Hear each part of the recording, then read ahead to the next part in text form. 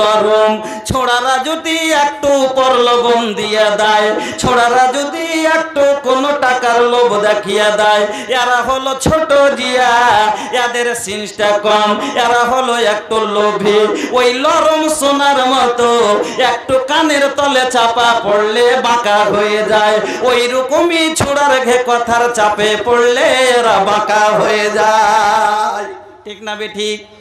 কিন্তু পুরুষ হলো পাকা সোনা, এই কানের তলে নয়। যদি আপনার যদি বাড়ির কোনো জিনিসের তলে চাপা যায়, গাড়ির তলে চাপা যায়, তবু লোভে যায় না, কিন্তু জিনিসটা দামি, এই জন্য তাকে লুকিয়ে রাখা যায়। তাই এই জন্য পুরুষের পর্দা হলো হাঁটু থেকে নাভের ওপর পর্যন্ত, আর মহিলার পর্দা হলো এই কাঁচা সোনার পর্দা হলো একবার পায়ের তলা থেকে নিয়ে মাথা পর্যন্ত পুরোটা ঢেকে রাখতে হবে।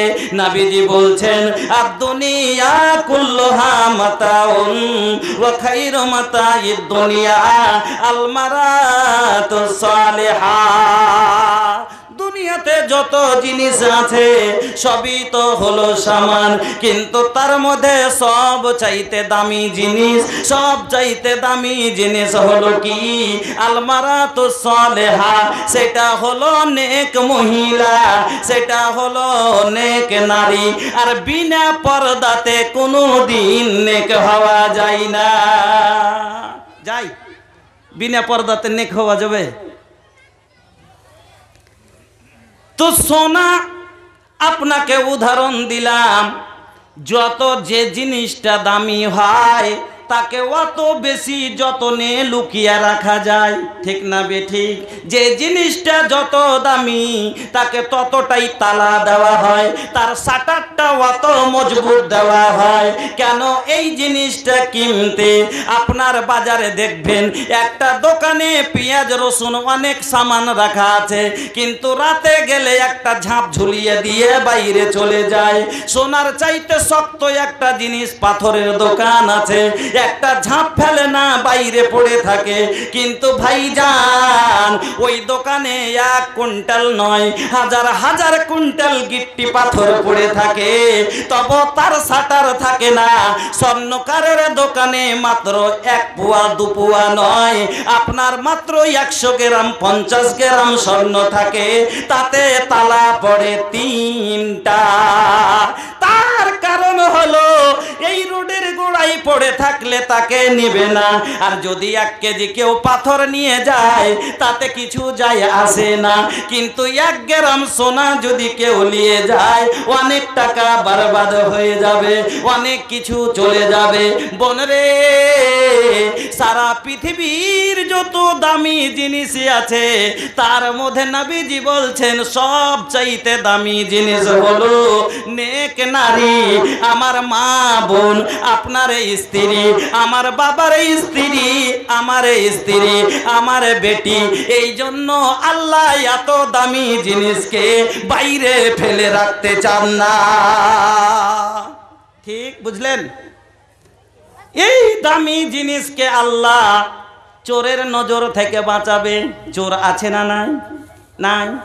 এখনই বাজারে যাই দেখেন অনেকগুলো চোর ঘুরছে, ঘুরে না? ঘুরে না? বাজারে দেখেন যায় ঘুরছে। এরা চুরি করতে এসেছে। কি চুরি করবে?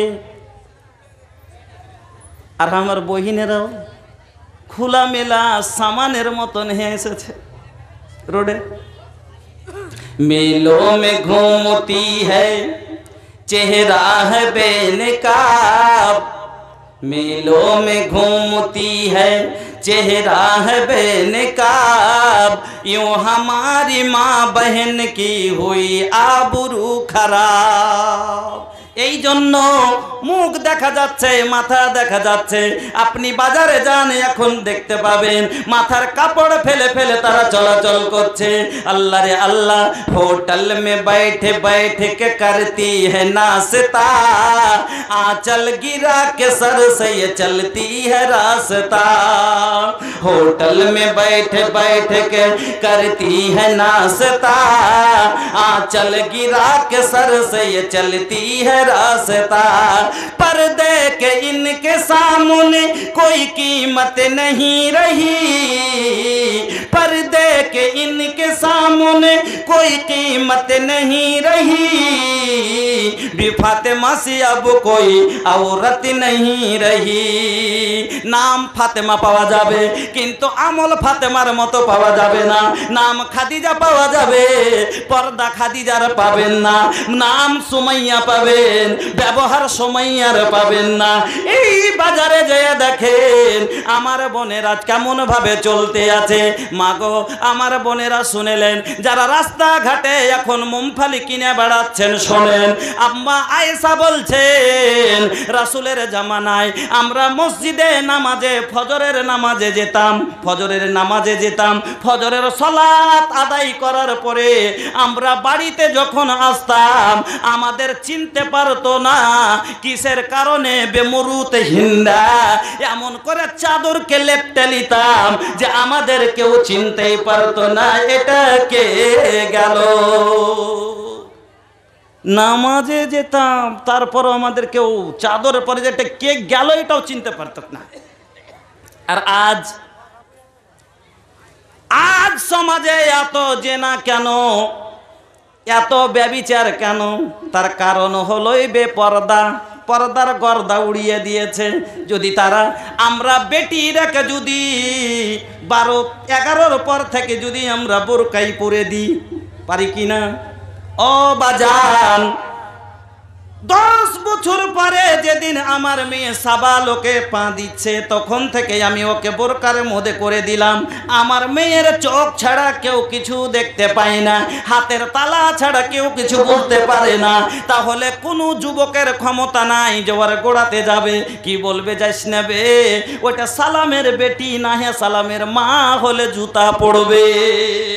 বন্ধুরে আমার, কিন্তু যখনই আপনার আমার বেটি গায়ে যখন বোরকা নাই পাতলা ওড়না দিয়ে ওই রাস্তা দিয়ে যখন আমার বোনেরা চলাচল করে, ওই মাথা খারাপ যুবকেরা ওরা দেখার পরে বলে কে গেল, বলে কে চিনতে পারতিস না, ওই যে অমুকের বেটি বলছে জিনিস এখানে আছে তাহলে নাম্বার লাগাতে হবে।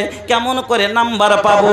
বলে উপায় করা আমার দায়িত্ব, যে যাহা ধাই সে তাহা পাই, যদি না খাস্তাই নাম্বার ম্যানেজ হয়ে গেল। কাল থেকে শুরু হবে চ্যাটিং, তারপরে শুরু হবে সেটিং, রবিবারে দেখা করবে। আর একদিন রবিবারে ব্যাগ পিঠে করে বাড়ি থেকে বেরিয়ে যাচ্ছে, বলে কোথায় যাচ্ছিস? বলে প্রাইভেটে যাচ্ছি। বলে প্রাইভেট? আজকে রবিবারে কোন প্রাইভেট? বলে সোমবার মঙ্গলবার স্যার, বলে স্যার ডেকেছে। বলে রবিবারে কেমন স্যার ডাকা? আসলে তো স্যার ডাকেনি, মঙ্গল বুধবার ডেকেছিল স্যার, আর আসলে আজ কেউ কে ডেকেছে ওর সার। সাড়ে লিয়া পার চলে গেল, এবার ঘুরবে কখন? ঘুরবে একটা বাচ্চা কোলে কইরা। আমি আপনাকে যেটা বুঝাইতে চাই, এই বিয়েটা পালিয়ে গিয়ে বিয়ে করলো, আজ ভরি ভরি সমাজে আছে এই বিয়েটা জায়েজ, বৈধ কি অবৈধ শুনেলেন? আল্লাহ পাকের নবী বলছেন আইয়ুমা ইমরাতিন নাকাহাত বেগাইরে ইজনে ওয়ালিহা ফানিকাহুহা বাতিলুন, ফানিকাহুহা বাতিলুন। নবীজি বলছেন আইয়ুমা ইমরাতিন নাকাহাত, যে মেয়েটা বাকেরা মেয়ে বিনা গার্জেনের অনুমতিতে বিয়ে করলো, এই বিয়েটা ফানেকা হোহা বাতিলুন, এই বিয়ে হবে না, হবে না। তার পালার কারণটাই হলো তার বাবা মেনে নেবে না, মানলে তো বাড়িতে বিয়েটা হতো, মানবে না তার কারণেই পালালছে। বলে আব্বা জানলে দিবে না, চল আমরা পালিয়ে যাই। পালিয়ে নকল গাওয়া সাজিয়ে বাবা সাজিয়ে বিয়ে করেছে। এই বিয়ে রাসূলের হাদিস অনুযায়ী হবে না, হবে না। এই হারাম খন্নি বিয়ে, এই বিয়ে হবে না। তবে এই বিয়ে হওয়ার কারণটা হলো বেপরদা। পর্দায় যদি আমরা বেটিকে তখন থেকে দিয়ে দিতাম, বোরকার মধ্যে করে দিতাম। আর এই রকম গার্জেনের ব্যাপারে বিশ্বনবী মুহাম্মদুর রাসূলুল্লাহ সাল্লাল্লাহু আলাইহি ওয়াসাল্লাম বলেছেন, ও ভাইজান ভালো করে শুনে যান, আমরা গার্জেন আমাদের দায়িত্ব আছে কিনা? আল্লাহ পাকের নবী বলছেন মা মিন আবদিন ইয়াস্তারিহিল্লাহু রাইয়াতান ইয়ামুতু ইয়াউমা ইয়ামুতু ওয়া হুয়া গাসুন লিরাইয়াতিহি ইল্লা হারামাল্লাহু আলাইহিল জান্নাহ। বুখারীর হাদিস। আল্লাহ পাকের নবী বলছেন, যাকে আল্লাহ গার্জেন করেছে, আমরা গার্জেন, আমার দুটো মেয়ে আছে, দুটো ছেলে আছে, আমার ছেলে ভুল করছে, আমার ছেলে ছাটা কাটা প্যান্ট পরে একবারে ডাঁড়া পর্যন্ত দেখাচ্ছে, দেখাই না, হাইরে 2022-এর প্যান্ট পরা এখানে এসে আটকে আছে, 2025-এ মনে হয় হাঁটুতে চলে আসবে, আর ইয়ার পাছা গোটাই বেরিয়ে যাবে, আর 2030-এ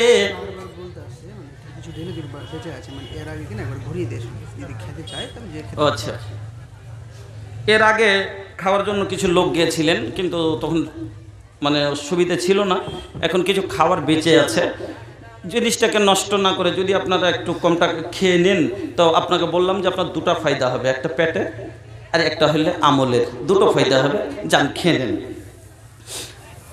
তো আমরা গার্জেন বলতেছিলাম, আপনার আমার সামনে অসভ্য পোশাক পরে আপনার আমার সন্তান চলে, আর আমি বাবা হয়ে গার্জেন হয়ে দেখছি, আমি বারণ করি না, আমার মেয়ে আমার আগাদিকে মাথা উদম করে স্কুলে যাচ্ছে, বাড়ি থেকে বের হচ্ছে, আমি দেখছি, আমি বারণ করি না, এর মানে আমি তাকে গুনার দিকে আগিয়ে দিলাম, তাকে অন্ধকারের দিকে ঠেলে দিলাম।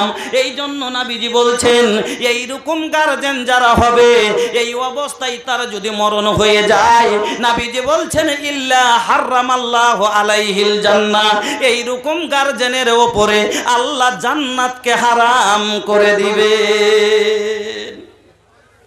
গার্জেন হয়েছেন, আপনারও দায়িত্ব আছে।